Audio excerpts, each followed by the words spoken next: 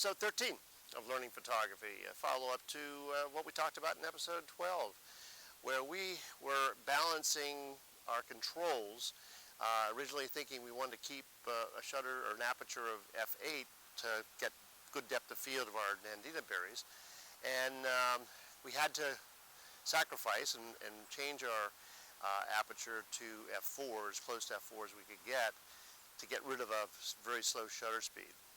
So today I want to talk about why you select certain priorities. What is the priority? You want a good depth of field, or you want to stop action?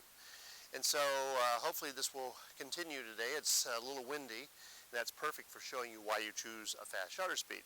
But let's choose, first of all, to shoot with a shallow depth of field, or to get a shallow depth of field by choosing a very, very wide aperture.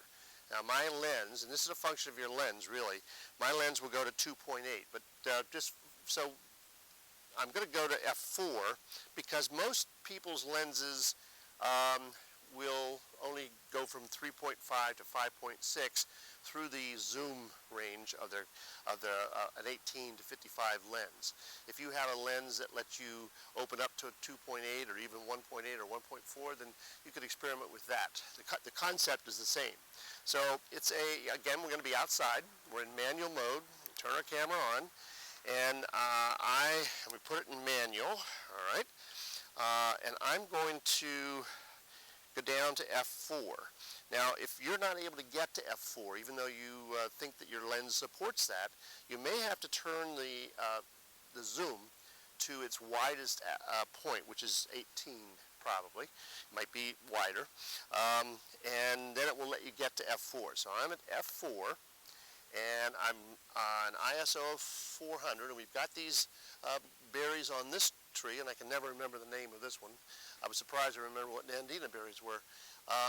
And what I want to do is I want to take a shot of this, but I want to put the magnolia tree and the garage out there, the white garage, a little bit out of focus. So I'm getting sort of close, and I'm checking my settings, and I could probably get by with an ISO of 200, although again the sun's going in and out, and that's what you deal with all the time. When you're working in manual, the sun's going in and out, and so you have to be aware of how it's changing your exposure. When you're working in auto, or even in program mode, the camera's taking care of those things. But our point here is to stay in control of our camera. We want to be able to control the outcome. So I'm looking at this, and that's still at 1/60th. So let's see, let me get to... Okay, 1/250th of a second. So ISO 200, our aperture's at f4, and I have 1/250th of a second. So see if you can get close to that. Don't change your aperture. Leave it at f4, and your ISO, probably 200 is your base. If it's not, then you could probably go down to 100 if you need to. But I'm at 250, 1/250. I'm close to the subject, and I'm focusing on those berries with the tree behind it and the garage, and there you go. So let's take a look at that image and display the whole image. And yeah, as I zoom in, I can see that the background, the magnolia tree in the background, is real blurry, and that's what I wanted. I wanted a shallow depth of field. So that's why I chose to prioritize aperture. I want to set it at f4, and I want to change it.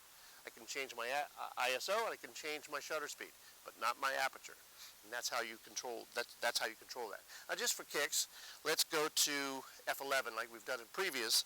So that's f4 to 5/6 is 1 stop. To 8 is 2 stops, to 11 is 3 stops. So that's 9 clicks. So if I go with my aperture control, and remember on some cameras that you need to hold in that plus minus button while you turn the dial. 1, 2, 3, 4, 5, 6, 7, 8, 9, f11. All right. Well, now again, I've taken away light, just like we did in the last episode. I've taken away light with my aperture, so I have to get it back with my shutter speed. So let's see if I go 1, 2, 3. 4, 5, 6, 7, 8, 9. That gets me down to 1/30th of a second. And I'm leaving my ISO the way it is. So I'm back in here, focusing. You know, my meter indicator showed me that it was 0.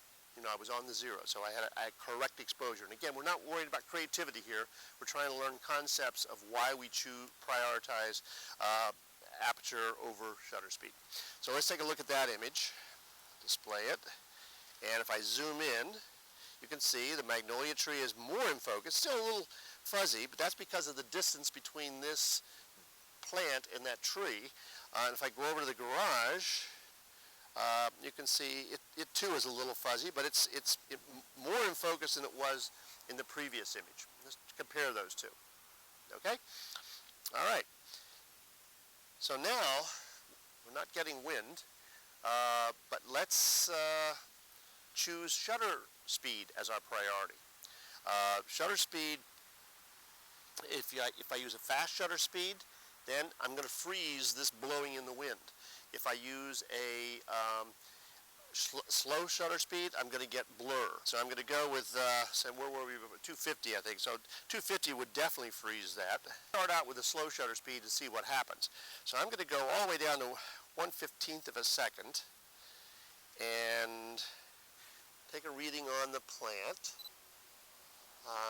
I need to change my aperture to f16.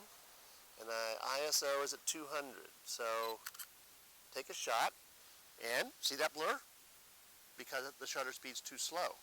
So let's increase that shutter speed from 1/15th of a second to, let's just go to 1/25th of a second. So 15 to 30 is 1, to 60 is 2, to 125 is 3. So again, 9 clicks. 1, 2, 3, 4, 5, 6, 7, 8, 9, and I'm at 1/125th of a second.